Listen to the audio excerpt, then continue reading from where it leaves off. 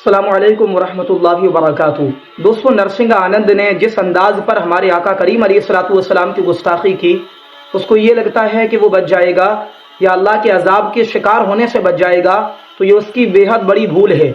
मैं आपको हदीसी वाक़या सुना रहा हूँ कि गुस्ताखी रसूल का क्या अंजाम हुआ और वो किस तरह जहन्नम को पहुँचा, आप अंदाज़ा लगाएं।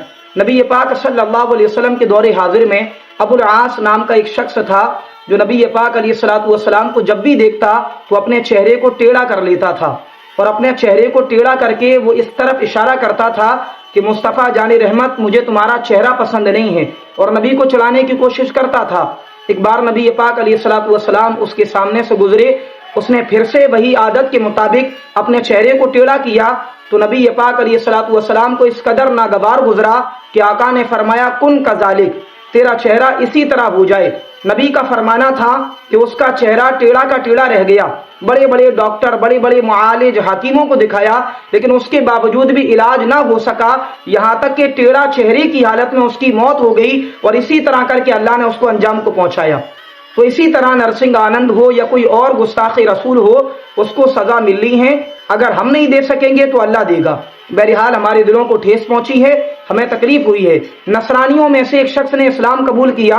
इस्लाम कबूल करने के बाद उसने आकाए करीम अलैहिस्सलाम से सूरतुल बकरा की तालीम हासिल की, सूरतुल आल इमरान की तालीम हासिल की। नबी पाक अलैहिस्सलाम ने वही लिखने की उसकी ड्यूटी लगा दी। थोड़े दिन के बाद दोबारा से वो नसरानियत को कबूल किया, इस्लाम को छोड़ के चला गया। उसके बाद लोगों में कहने लगा कि मैं मुहम्मदुर रसूलुल्लाह को जो कुछ लिख के देता था वो वही लोगों को सुनाते थे, उनके पास अपना कोई इल्म नहीं है माज़अल्लाह। चुनाचे चंद दिन गुजरे, मुसलमानों ने सब्र किया, उसके बाद उसकी मौत हुई। उसकी कौम के लोगों ने बड़ी शान और ठाट बाट के साथ उसको ले जा करके कब्र में दफन कर दिया, लेकिन सुबह को आकर के देखा तो कब्र फटी थी और उसकी बॉडी कब्र से बाहर डली हुई थी। उनको लगा शायद किसी मुसलमान ने ये शरारत की है और गड्ढा गहरा खोदा और खोदने के बाद उसको दफन कर दिया।